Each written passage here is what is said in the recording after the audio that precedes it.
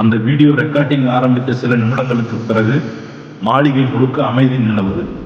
ஆனா அந்த அமைதிக்குள்ள ஒரு விசித்திரமான சத்தம். சுவர் பின்னால யாரோ தட்டுற மாதிரி. டக் டக் டக். அருண் சொல்றான், கேமரா ஓன் வச்சு பாரு கார்த்திக், ஏதோ நடக்குது. ரேணு மெதுவா மாடிப்படிக்கேறி ஒரு அறைக்குள்ள போறார். அங்க ஒரு பழைய பிள்ளை விளையாட்டு பெட்டி கிடக்குது. அவள் அதை திறந்த உடனே மணி ஓசை ஒலிக்குது. அந்த ஓசையும் ஒரு குழந்தை பாடல் போல அவள் பயந்து கொண்டு சொல்றாள், இது யாரோடது? அந்த நேரத்துல கார்த்திக் கேமரா பக்கத்துல சொல்றான், ரேணு அந்த பெட்டி தட்டாதே. அவள் திரும்பி பார்க்கும் முன் பெட்டி தானாக மூடி கிடக்குது. அவர்கள் மூவரும் கீழே வந்து கேமரா பிளே பண்றாங்க. அந்த காட்சியில ரேணு பின்னால நின்றிருந்த ஒரு பெண்ணின் நிழல், முழுக்க வெள்ளை உடையோட. ஆனா உண்மையில அந்த இடத்துல யாரும் இல்லை. அதை கண்ட கார்த்திக்கின் குரல் நடுங்குது. அது யார்பா? ஹார்ட் பீட் பிளஸ் விஸ்பர், நான் இங்கே.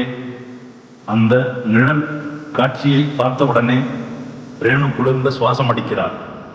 அவளது மூச்சு கூட பனியாக மாறுது. அருண் அவளிடம் கேட்கிறான், ரேணு நீ சுகமா? அவள் மெதுவா சொல்றாள், அவள் என் பின்னால நிற்கிறாள். அந்த தருணத்துல கேமரா மீண்டும் ஆஃப் ஆகுது. அடுத்த காலை வரை அந்த மூவரையும் யாரும் காணவில்லை. கிராமத்து போலீஸ் தேடும் பொழுது வீட்டுக்குள்ள ஒரு கேமரா மட்டும் கிடைச்சது. அந்த கேமராவை அவங்க லேபிள் அனுப்பினாங்க. அங்கிருந்து சில காட்சிகள் மீட்கப்பட்டன. அந்த வீடியோவில் அருண் ஒலிக்கிறார், யாராவது எங்களோட பேசணும், இந்த வீடு யாரோடது?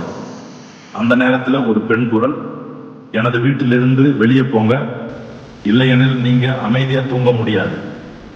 அந்த குரல் ஒரு ரெக்கார்டட் வாய்ஸ் இல்லை, நேரடியாக மைக்ரோஃபோன்ல ஒலிச்சது. அந்த குரல் கேட்ட பிறகு கேமரா திடீர்னு அதிர்கிறது. ஒரு வெள்ளை நிழல் நேரா லென்ஸுக்கு முன் வந்து மறைந்தது. அந்த காட்சி 3 வினாடிகள் மட்டுமே இருந்தது. ஆனா அந்த 3 வினாடிகள் தான் அந்த வீடியோ வைரல் ஆச்சு. அந்த வீடியோவை பார்த்தவங்க சொல்றாங்க, அந்த நிழலின் கண்கள் நம்மை பார்த்த மாதிரி இருந்தது கிராமத்துல.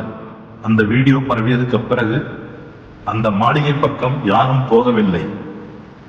ஆனா சிலர் சொல்றாங்க, இன்னும் சில இரவுகளில் அந்த வீடியோவில் கேட்கப்பட்ட குரல் அந்த வீட்டின் வெளியே ஒலிக்குது. விஸ்பர் லூப், நான் அமைதியில்லை. போலீஸ் அந்த மாளிகையை மூடிவிட்டது. ஆனா 1 மாதத்துக்கு பிறகு ரேணுவின் யூடியூப் சேனலில் ஒரு புதிய வீடியோ தானாக அப்லோட் ஆனது. அந்த வீடியோவில் குரல் மட்டும், அவள் திரும்பி வந்திருக்கிறாள்.